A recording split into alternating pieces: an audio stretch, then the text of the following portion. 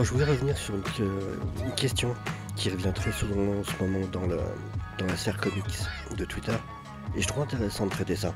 Alors, en gros, il y a une espèce de combat sur est-ce que Miles Morales devrait être appelé Spider-Man? Est-ce qu'il mérite le nom Spider-Man ou est-ce qu'on devrait l'appeler comme ça? Et vraiment, ça a l'air de prendre beaucoup d'énergie chez les gens. Ils ont l'air d'y donner beaucoup d'importance, avec ceux qui défendent à tout prix, ceux qui l'attaquent. Et du coup, voilà, je voulais donner un peu mon avis par rapport à ça.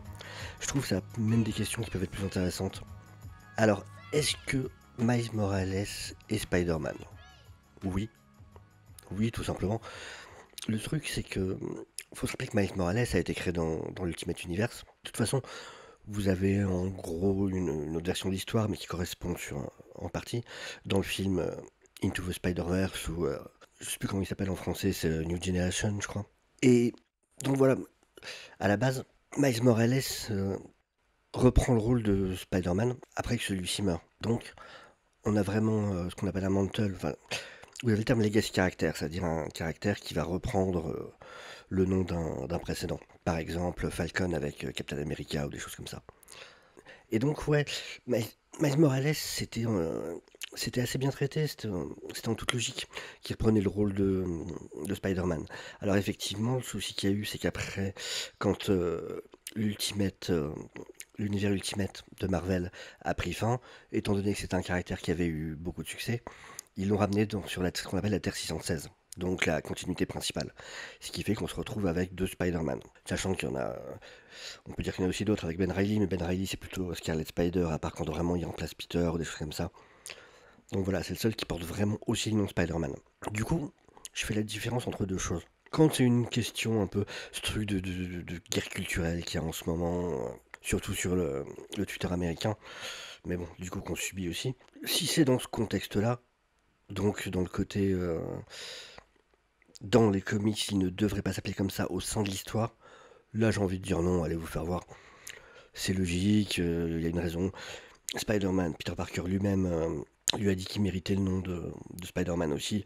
Donc voilà, ça me pose absolument zéro souci. En revanche, si on commence à parler du côté plutôt éditorial, du côté marketing business, donc là du monde réel, je trouve que ce genre de cas, ça pose des problèmes. Et c'est plutôt une mauvaise idée justement, d'avoir plusieurs personnages qui ont le même nom. Le truc, c'est que là, on parle de DC ou de Marvel, qui ont des continuités, comment dire, sans fin, qui sont vraiment très longues. Et on sait pertinemment qu'ils abandonneront jamais leurs personnages principaux. Un personnage comme Peter Parker ne cessera pas d'être Spider-Man. Même si on le fait mourir 40 fois, même si on le blesse 40 fois, comme en ce moment il est à l'hôpital par exemple, il est remplacé par Ben Reilly, on sait qu'il reviendra. Il n'y a pas de question là-dessus. C'est la même chose pour Batman par exemple, avec l'arrivée de Jace Fox. The Next Batman, où plein de gens ont voulu croire qu'il prendrait sa place. Alors que non, c'était couru d'avance qu'évidemment Bruce Wayne allait revenir. Et de toute façon, même pendant la période où il était censé plus être là, il y avait encore 30 bouquins en continuité ou hors continuité qui sortaient avec Bruce Wayne en tant que Batman. Donc, voilà, je suis vraiment pas contre, au sein que ce soit comics, films ou quoi, d'avoir un personnage qui va reprendre le titre. En soi, ça me dérange pas du tout. Le problème, c'est que je pense que ça dessert le personnage. On a le même cas par exemple avec Laura, X23, qui est donc aussi appelée Wolverine. Elle n'est plus X23, ce que je comprends parfaitement, puisque X23 c'est un nom qui lui avait été donné suite aux expériences qui avaient été menées sur elle. C'est un nom qu'elle n'a pas choisi. Donc Wolverine pendant la période où Wolverine était mort, ok, logique. Sauf qu'il est revenu, et le résultat c'est qu'on se retrouve sur Twitter avec des combats de oui, Laura et Wolverine, sauf qu'au même moment on a une série Wolverine qui sort en comics, qui est centrée sur Logan. Et les gens, quand ils vont aller dans leur librairie ou quoi, s'ils demandent un bouquin Wolverine, il y a 99% de chances qu'on leur donne un bouquin sur Logan. Et du coup, ça dessert le caractère de Laura. Alors que si elle avait son propre nom, comme par exemple la plus jeune qui s'appelle Honey Badger, bah voilà, ça marche. D'un point de vue marketing, sur tous les plans, c'est beaucoup mieux à mon avis. Regardez un personnage comme Nightwing par exemple. Il est sorti de cette ombre d'avoir été Robin. Alors oui, il a été Batman. Il est devenu Batman après Battle for the Call, par exemple. Et d'ailleurs, c'est pour lui que Damian Wayne est devenu Robin au départ, avant d'être le Robin de Bruce Wayne.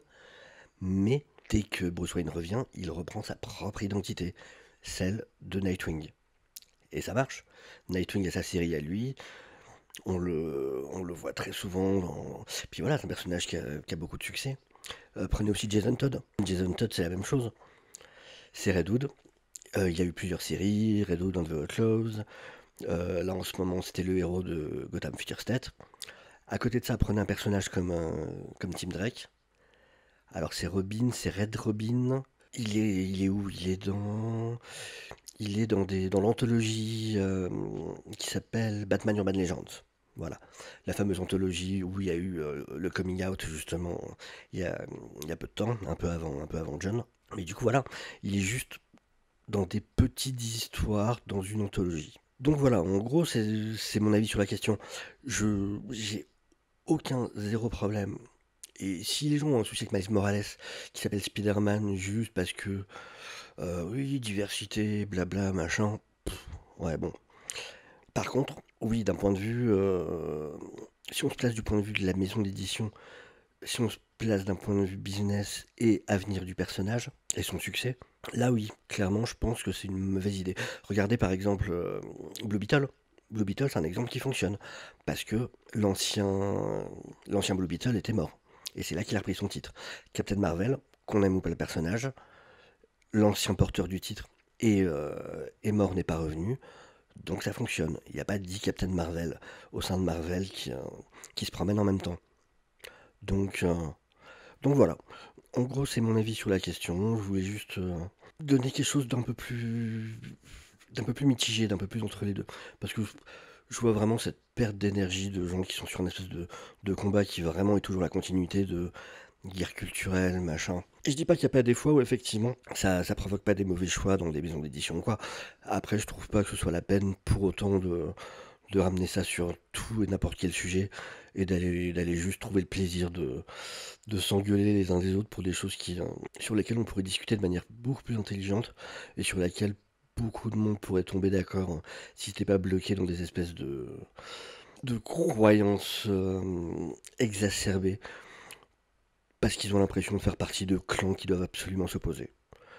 Donc voilà, merci de m'avoir écouté dans ces élucubrations et je vous souhaite une très bonne journée ou soirée. Ciao à tous.